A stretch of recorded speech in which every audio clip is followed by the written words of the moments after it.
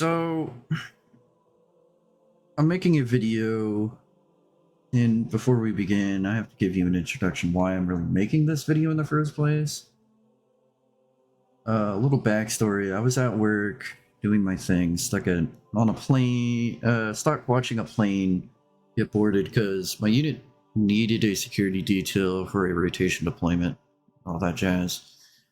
My NCOs are asleep, and I'm bored looking through Facebook to catch up on family.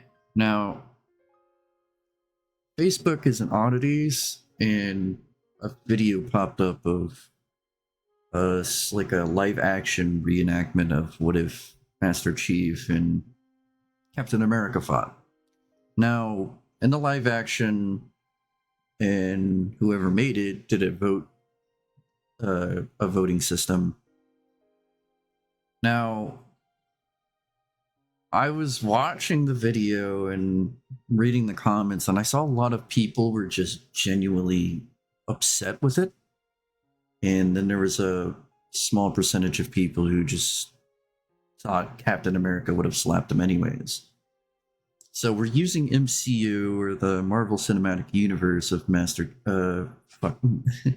Halo. For Halo, we're using John 117, obviously, and we're using the MCU version of Captain America. Now, comment section overly with sides with Chief, and I wanted to make a video on that, so people were like, oh, what do you, like, who's an expert on this, or something like that. Like,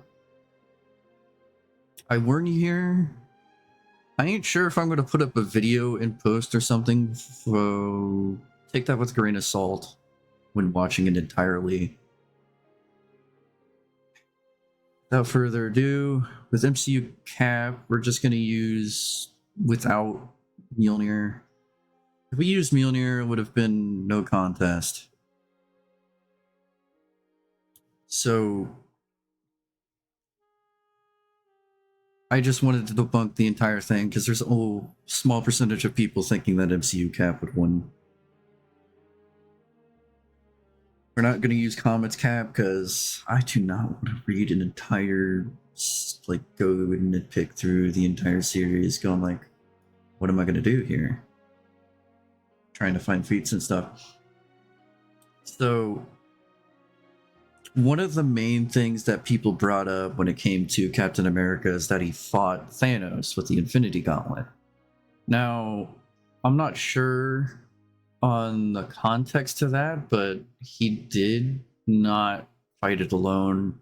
There was multiple people helping him in that fight, and I'm going to assume that Thanos was heavily exhausted by the time the fight happened. Though, me personally, I would see Thanos having a fatigue issue.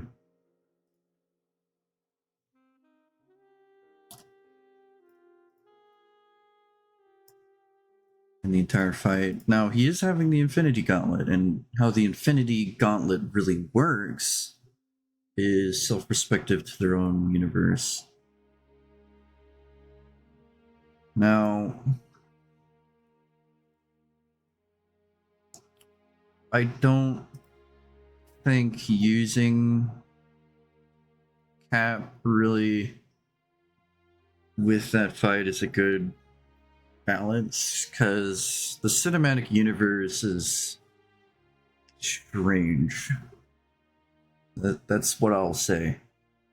Now, whether or not this will really help Cap in the first place is when he was in that situation trying to push it back, his Infinity Gauntlet, that motherfucker was screaming like his head off to really get anything off of that.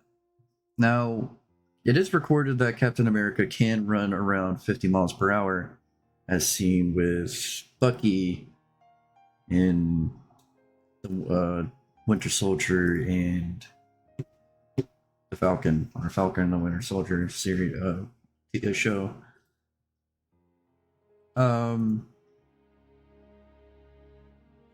He does pick up speed and catch up to a vehicle busting it down and enter like a street going towards a highway.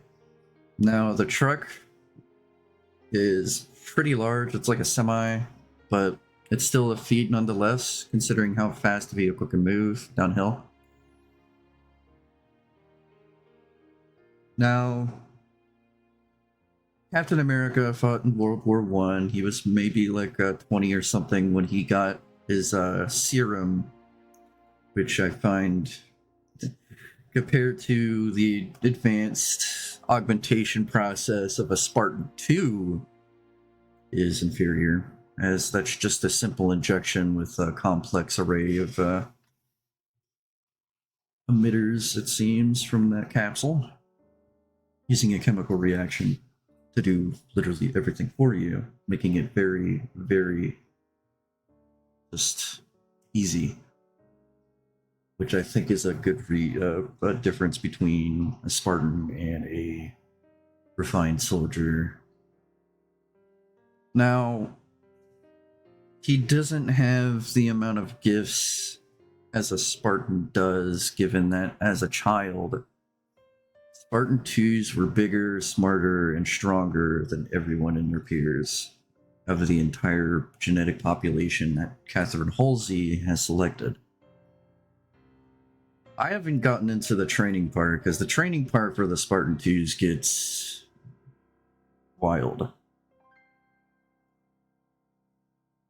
So, beginning 2511 and 2517, 150 5 to 6-year-old children were selected from near perfect physiology and genetic makeups that were set by Dr.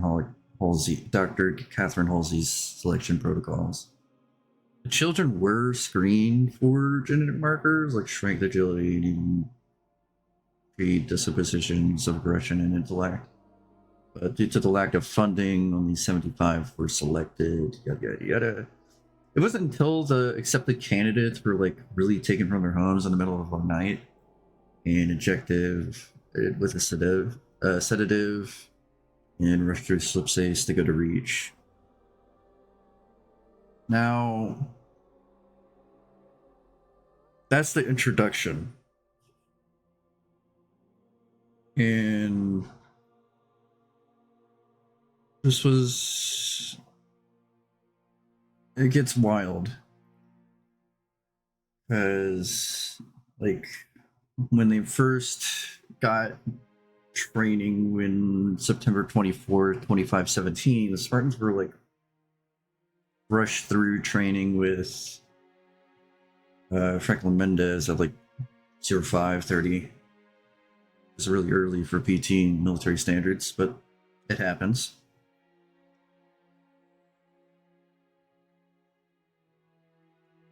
So,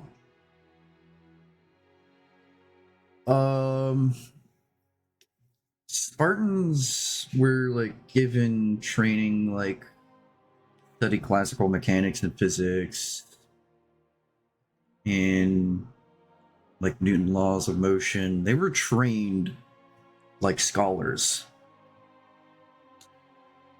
And it doesn't get crazy until July 14th, 2517, when the Spartan-IIs were matched against Tango Company in a simulated war games. They were 12 years old, had no augmentations, but the Spartans nonetheless were able to continuously beat Tango Company down, and which resorted to the classic, oh, they're beating the shit out of us, we're gonna use live ammunition kind of stuff. One of the training that they were given was an abandoned titanium mine on Reach to enhance like secrecy with them. And due to the uneven speed, strength, intelligence, and accuracy of the Spartans, their trainers were like wearing Mark I powered armor, or exoskeleton, which is the early stages of Mjolnir armor. Now, the training missions invariably ended in victory for the Spartans, even with even security cameras getting neutralized during it.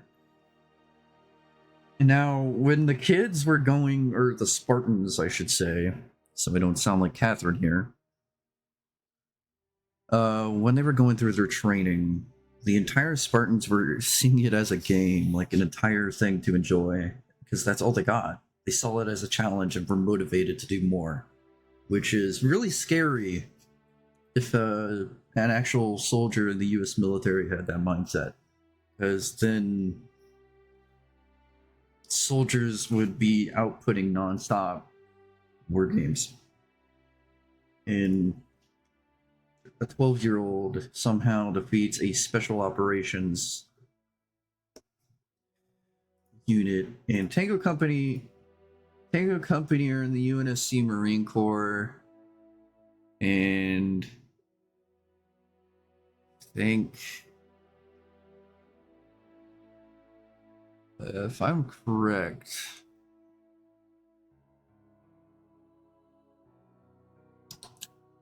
I think there's not a lot of information, but Tango Company was mainly used for training the Spartans, but they're still an elite unit. If it is to be correct. Now, let's get on to the feats of the Spartan-IIs, because it gets really wild, and I'm going to go through their augmentations so people who aren't really familiar with the Halo universe can get a grasp of how dumb overpowered these guys are. So, Project Aster, is the entire project for augmentational, or biological augmentation. So biological augmentation means they're altering genetics, how the body works, etc., compared to a normal human being. Now, there's the aplicary reversal. Surgeries performed at the optical lobe. I can't pronounce that word very well, but of the left cerebral hemisphere of the brain. The optical lobe is the visual processing center of the brain, containing most of the autonomic region of the visual complex, or visual cortex, sorry. The surgeon performs a procedure on the capillaries, the smallest of the body's blood vessels, to reverse the direction of the blood flow in each capillary to boost the blood flow beneath the rods in the cones of the subject's retina. The rods and the cones of the eye are light-sensitive receptors located in the back of the eye. Together, they are able to detect movement, light, and color, and relay that information back to the brain. The procedure is it enhances the already stupid gifted children and marked increase in visual perception. So they can see. What this does is it lets them see a higher levels of detail. They can read text from 80 feet away compared to the standard 20 feet, giving them 80/20 vision. If you want an entire breakdown more in depth than I'm giving, check up Installation 00. I'll link a video in the description, as well as the feats of the Spartans as a whole.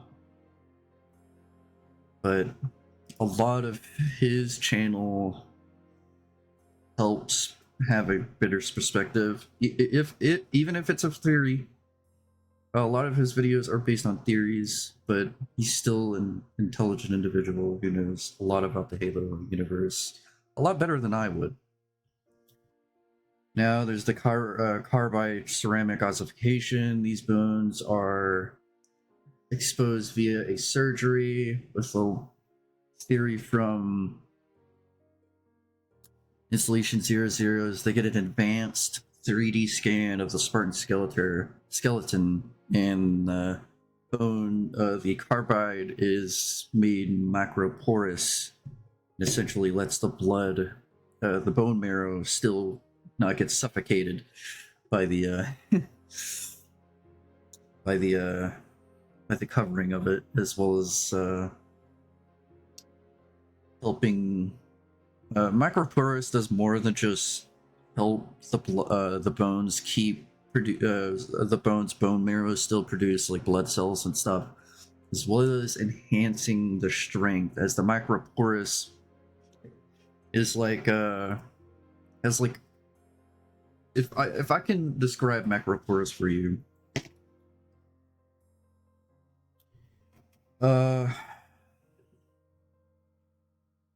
is a measure of portion of a large pores and is so having, i.e., pores of a relatively large size, so it's got like little holes in it, but on a molecular level, very, very hard to see at first. It looks like a standard. If you looked at the macroporous the macroporous carbide ceramic ossification amplificated bones, it would just look like solid carbide ceramic. But it's like a thin outer shell bonded to each bone without interfering with the bone functionally as organs. Bones are organs. So the coverage of this does not exceed 3% of the bone's total mass due to the significant white blood cells necrosis. So effectively, the carbide ceramic can only compromise a thin outer shell bonded to each bone. So this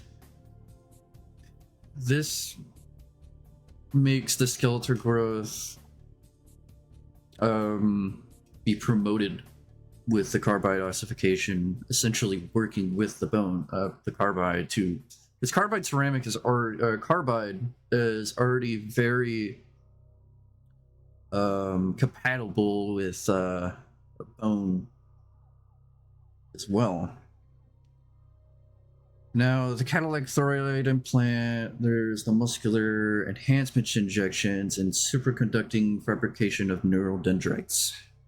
Now, the neural dendrites has a 300% increase in subject reflexes, accidental evidence of marked increased intelligence, memory, and creativity. In addition of the human growth catalyst, which is a Cadillac thyroid implant, which I will get into in a minute. So I'll do the human growth catalyst first, which is a catalytic thyroid implant, a platinum pellet that is implanted in the left thyroid gland. This pellet contains a human growth hormone that is released into the body to boost human growth of skeletal and muscle tissues. So essentially, what happens is, how the human body works is there's what you call myostatin, which is an negative regulator of muscle growth, determining both muscle fiber number and size. It's like what helps. It's a human gene that is encoded by like a myokine that is produced. Okay, so it helps fuel what you call follistatin. So follistatin is a single chain codial protein that specifically inhibits. So there's follistatin, there's myostatin. Myostatin helps produce the like better growth of the human body to help It's essentially an amino acid in a way.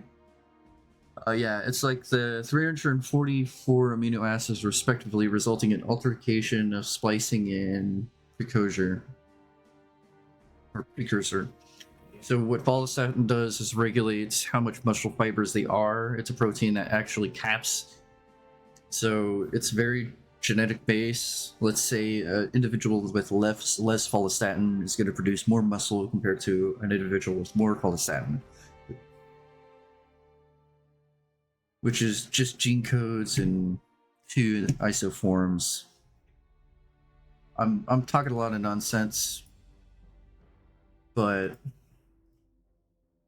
essentially it helps promote better muscle fiber duplication and muscle fiber growth.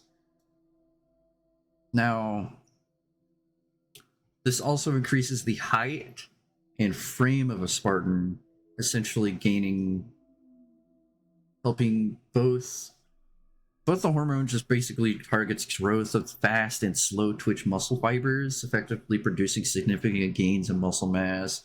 The hormone targets osteoblasts to help boost bone tissue information and effectively strengthen the bone structure. So this just gives the Spartan their height. And from what I can tell, a Spartan-II on average is around 7 feet, not including John, who is on 6 foot 10, which is incredibly tall at his age. It's like super. The catalytic thyroid implant is like super cracked up puberty, and hence why this they were like 14 when they got this augmentation, or these. It's around 5 augmentations in total that is being recorded. The muscle injections enhancively, in addition to the body growth and catalyst, the protein complex is injected intravascularly that targets muscle groups into cellular molecule and machinery and help increase muscle strength and endurance. These injections target muscle molecules, increasing the density of the connection tissue fibers. More visible result being muscles quivering and confronting over one another, making connected tendons stronger and increasing lactase recovery time. So this isn't including the stupid stuff that Spartans have, because they have gene immunity or gene cell immortality. So when a cell confronts mitosis, it's an exact copy perfectly of that Spartan, enhancively increasing their age significantly. Now, we have yet to find a Spartan to die of age at all. And in the Spartan-IV handbook, it is said that a Spartan-IV's career is several 2 centuries or something. A long time. It's like 200 years. So the Spartan-IVs even have that generally. Now, the effects that the subject is in a state of unconsciousness, so during the procedure they may experience excruciating pain. But other than that,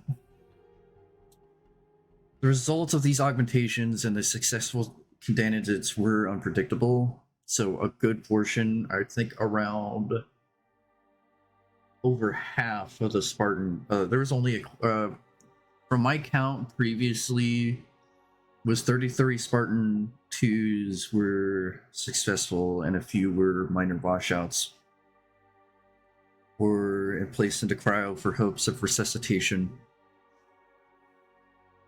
That's why, and yeah.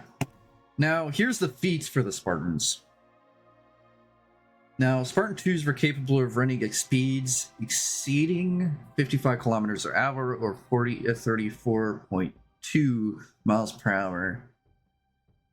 Now there's a Spartan that's capable of running faster than that speed with the assistance of Mjolnir, and her top sustained running speed was like 38.5 miles per hour. That's not including when John was noted to run 65 miles per hour during a Mjolnir Mark V training exercise. However, his Achilles heel was torn completely, and because of the strain output on his body, it was unsustainable. So a Spartan could, and theoretically, push higher than 30. It is shown to run up to 30 to 65 miles per hour. Now, sustaining that is not going to be easy. And knowing Kelly, she could probably run around 70. This is Mjolnir Mark V. Mark 6 has a better multiplication of the strength and reaction time of a Spartan. Now, Spartans were capable of lifting at least 3 times their body weight without the aid of Mjolnir armor when they were only 14 years old. During their initial exercises in Reach, Titanium Mines, after recovering from the augmentation, Spartans completely overpowered trainers wearing Mark I exoskeletons, outrunning their automated targeting systems and dismantling heavy combat suits with their bare hands. A kick by John 117 flung one of the exoskeleton-clad men 8 meters away from him while leaving a dent in the titanium plating. Spartan-II's fucking kick at the age of 14 was able to dent a material that could go. If I could give you a comparison, the PSI rating for titanium, it ranges, but it's from 30,000 PSI to 200 PSI based on tensile strength. And how much force is needed to dent titanium. And now titanium is only half as stiff as steel, and the tensile strength of titanium alloys is like 25,000. Now steel's tensile strength is higher when it comes to tensile strength. This isn't even denting it, so. And what if you guys don't know what tensile strength is, show you. Essentially, tensile strength is the amount of maximum stress that can be put on a material that can withstand while being struck or pulled before breaking it. Or stretched or pulled, so it's like you essentially take the material and you try taking it apart, which is pretty impressive. Now,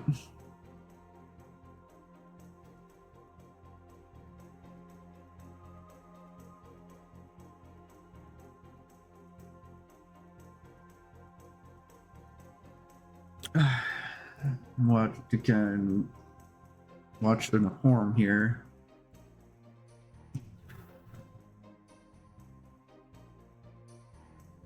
Now,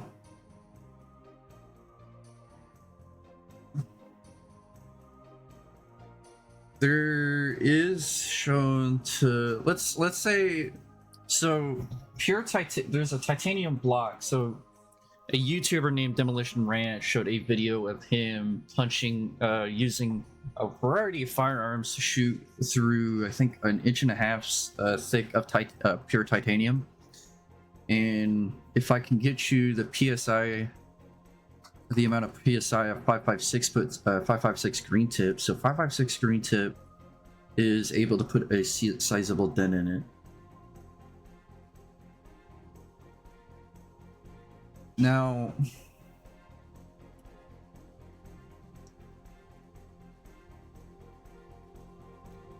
it's 58,000 pounds per square inch. A 223 Remington is loaded approximately with that amount. And for a NATO round, It's 430 megapascals. So the kinds of maximum service and proof test to measure the amount of a 223 Remington cartridge equal to a 5.56 NATO at 250 megapascals. Correction. I'm not really paying attention here. Give me a minute. So the bullet mass and velocity outputs 1,797 joules. Now, if we're comparing the amount that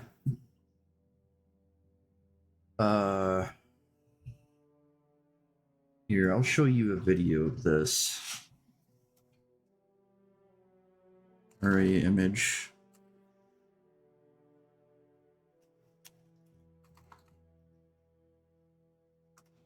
Hopefully diminished mesh doesn't mind.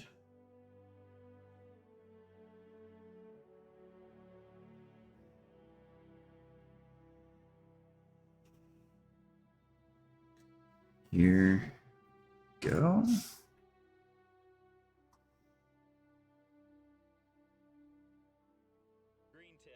So the green tip put like a penny-sized dent that is around maybe a few millimeters here.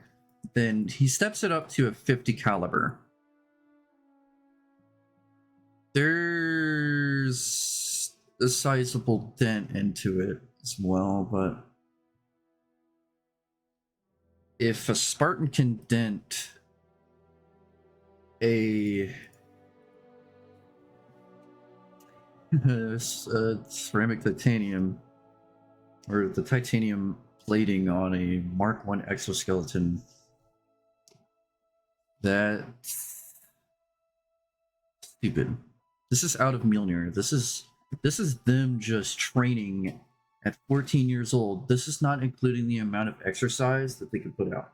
Well, here's when wearing Mjolnir, a Spartan strength is boosted significantly during the Battle of Rubble in 2535. And clad in Mjolnir Mark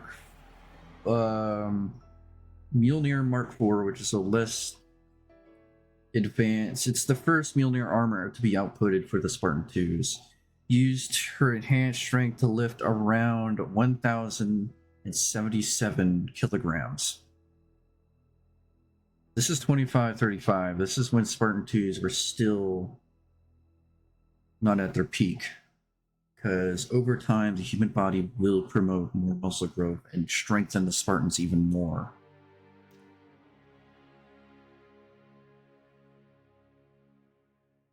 But she used her enhanced strength to lift a mongoose by the handlebars and ram grunts with it. She followed the maneuver up by using it as an improvised hammer like it was nothing, smashing 3 grunts into the ground, pulverizing them into their explosion of purple blood, essentially making them a purple mist in a way, until the ATV's wheels have bounced off the chassis and the chassis warped and finally snapped. The Battle of Trove, where the 3 members of Red Team, Jerome 092, Alice 130, and Douglas 042, defeated a force of over 20 stealth Singhili in close quarters combat without sustaining any injuries to themselves.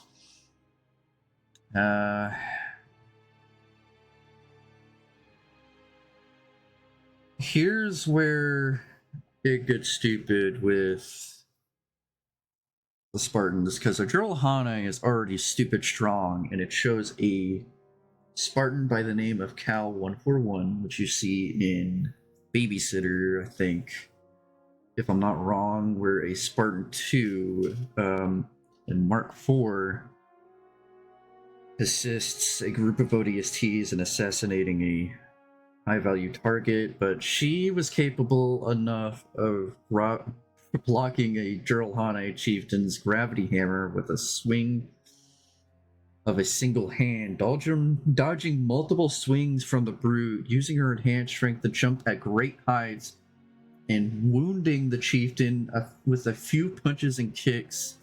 She was furthermore capable of pulling an occupied ODST drop pod out of thick mud, throwing it dozens of meters as he was trying to delete Gamma Station's navigation data from full reach. A Mjolnir-clad Jama 17 physically stalemated a Sanghelian zero gravity. During the Battle of Insulation, a 41-year-old Mjolnir-armored Mark VI Jama 17 flipped a warthog and later broke the skull of a Sangheli soldier with his fist after it was weakened by a grenade. Now, Sangheli is wearing a helmet. Now, during Operation First Strike, Jama 17 fought a Sangheli in close quarters combat and successfully killed it through the use of Brazilian Jiu-Jitsu with a grenade. This is their close quarters combat! They were trained in Brazilian Jiu-Jitsu, and Brazilian Jiu-Jitsu is stupid.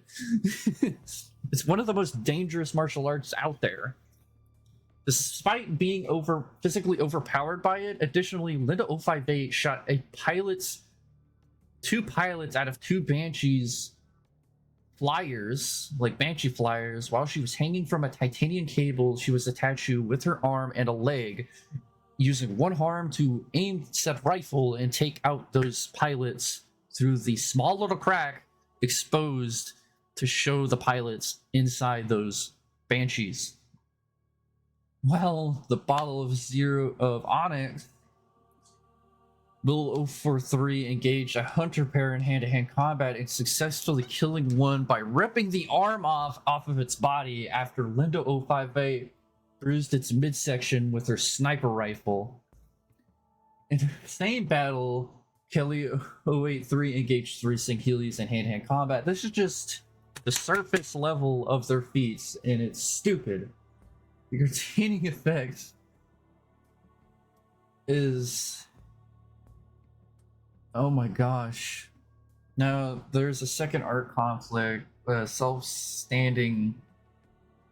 There's a cutscene, and it shows Jerome defeating several Jiralhanae and Sangheli inside the Enduring Conviction, which is the banished supercarrier, I believe, able to hold a Jiralhanae's warlord's jaw and pull the chieftain off the ground. Now, let's get on to the technical stuff and some things that people have told me they thought, and I mean thought, that were weaknesses for said Spartans, and that is the neural interface. Now, the neural interface is covered by the helmets, and for the Mjolnir armor to work successfully, for the Mjolnir armor to actually work, you have to have the helmet on. Now, there's several layers I will get into later, but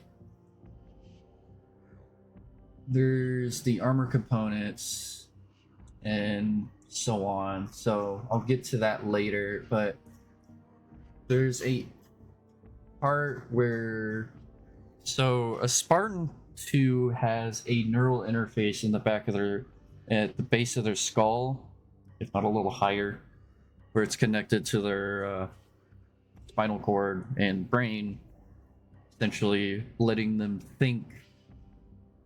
It lets them navigate the Mjolnir's bios with thought. And Spartan-II's recorded reaction time was 0.012 seconds. Let me get you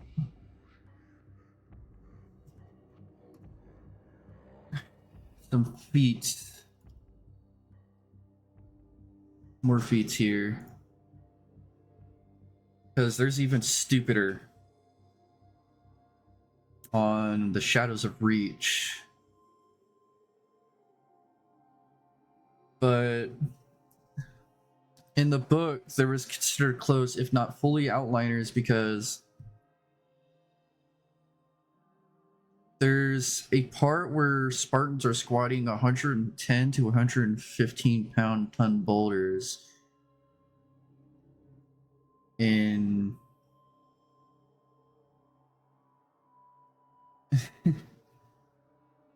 oh, so there's also John 117 punched a banshee with his hand of a banshee that tries to kamikaze him. If I can get the exact here, chapter 5. The targeted banshee dropped its nose and skipped towards John along the canal floor. Its cannons now dart and its canards still spewing contrails, ribbons of underhull peeling away. John tried to jump up and nearly passed out as his leg erupted in pain. The ache traveling through his hip clear into his chest. The banshee almost hit him, rocketing its belly and nose up, dropping toward his helmet. He rolled left, his entire leg burning as the Mjolnir's injectors pumped biofoam into the open wound. At least possible moment, he let go of his rifle and delivered a powerful right hook that lifted the Banshee's front end and sent the craft spinning away from Reach's glass. He was midair, I believe, but that's just one of the feats. In Gen 3 gets stupid. Chief shrugs off a shockwave that fucks up irregular people ahead of him. So here, John didn't hear the C-10 charges explode. He simply felt the shockwave slap his back plate, and the next instant he was flying face down into the sand. He plowed maybe a meter forward before he stopped, his leg wound throbbing, but that was the extent of it. No damage alerts, no wounds, no ringings. His hydrostatic gel layer didn't even pressurize. The tunneling company was not so lucky. When John lifted his head, it was to find 9 of them lying flat in the sand or water, bleeding from ears and noses. Most were grasping for breath air and clutching their torsos, but some were yelling and rocketing back and forth in pain. Kelly's voice came over Team Comm. Blue leader status? No worse than before. John responds. Oh my gosh. Now let's get on to Captain America's feats. He's peak human. He can run 50 miles per hour. A Spartan-II out of Mjolnir is able to defeat him easily, but we're going to use in Mjolnir armor because 90% of people who see Master Chief see him in his armor. That's what he's in all the time. Now, back to the neural interface part. The neural interface connects with a some kind of transmitter into the helmet's brain here, and essentially connects with the helmet to transmit motions for the Mjolnir armor, enhancing their already stupid reaction time, making it near instant and unrecordable. A Spartan-II has, compared to fucking, like, if you saw a Spartan literally fighting in person, a nutshell of saying it is like seeing an anime fight between Goku and Cell. Because their motions are blurs and they're moving fast as hell. Now, individuals said that if What if Master Chief was hit in the back of the head by Captain America's shield, and one of their feats was measuring the amount that it takes the shield to go through concrete and rebar. So concrete PSI is like 3,500 to 4,000 PSI. And the shield gets stuck in several areas.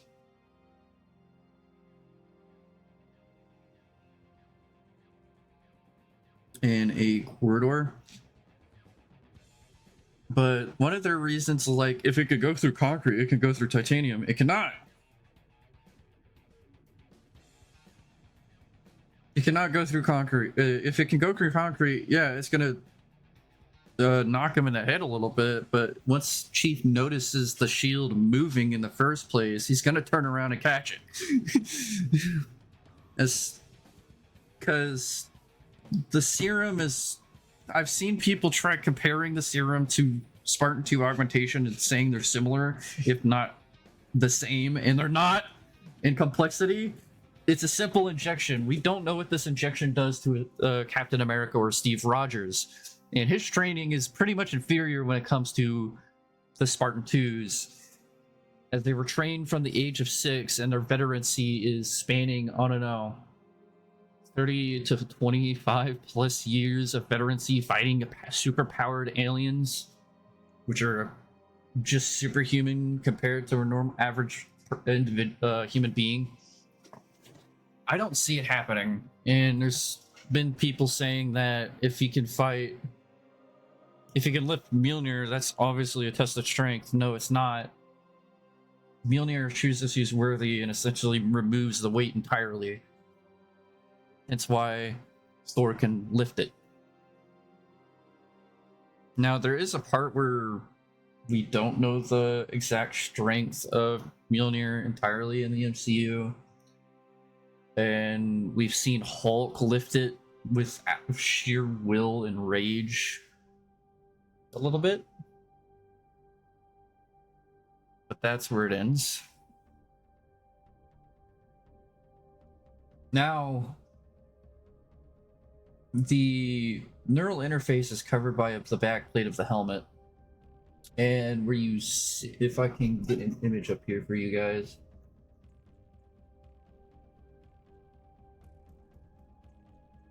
We're going to use the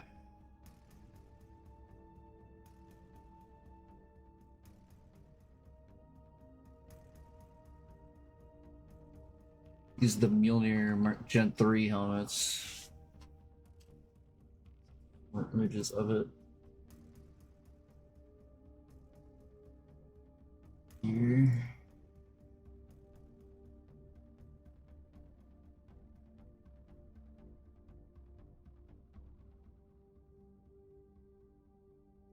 Somebody had an image. That's...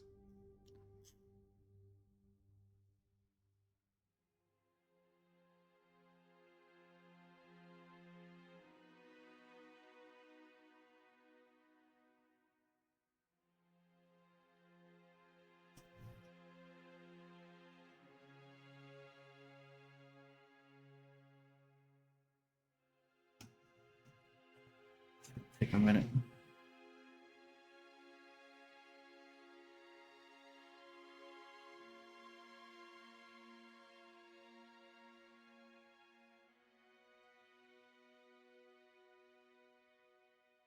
Now, let's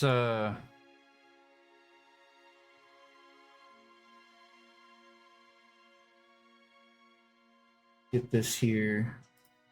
It's an image of the helmet and the neural interface, and Catherine Halsey's journal here.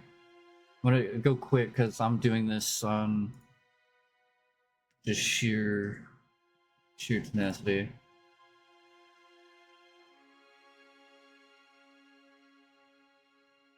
All right, here we go. So I'm using OBS here, so that's why I could just pull things up. Now, let's get an image here.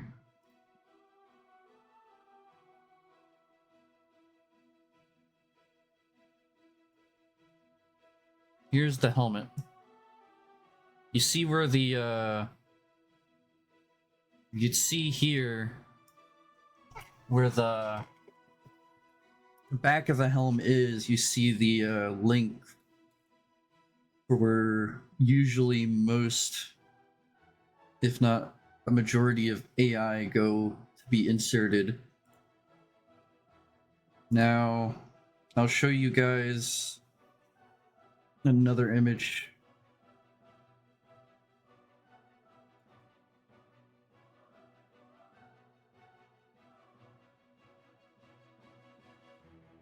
Which is just the same one. Here's Catherine Halsey's, it's a photo from the journal. Now, this is where the AI chip goes, right there. This is where the neural interface links with the helmet. Now, this is a lot of jumbo. This, I'm sure Spartan's neural interface is updated every so few years. So this is from her during the initial, like, I'm not sure which year, but this is her putting together the Mjolnir armor. So this helmet, I've had an individual say that a shield can go through that.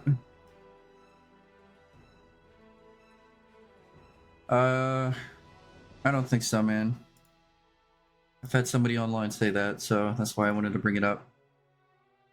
But yeah, I think that's an overwhelming defeat for Captain America. But I hope you guys enjoyed the video. If you guys think there should be a better, if I should do better, let me know, because this is just me talking. I'm not using, I can show you guys where I get my, if you guys go to Halopedia, you'll find most of the feats, as well as, if I look here for you, all the feats shown in Shadows of Reach. I'll put that in the description where everything is cited. Anyways, take care.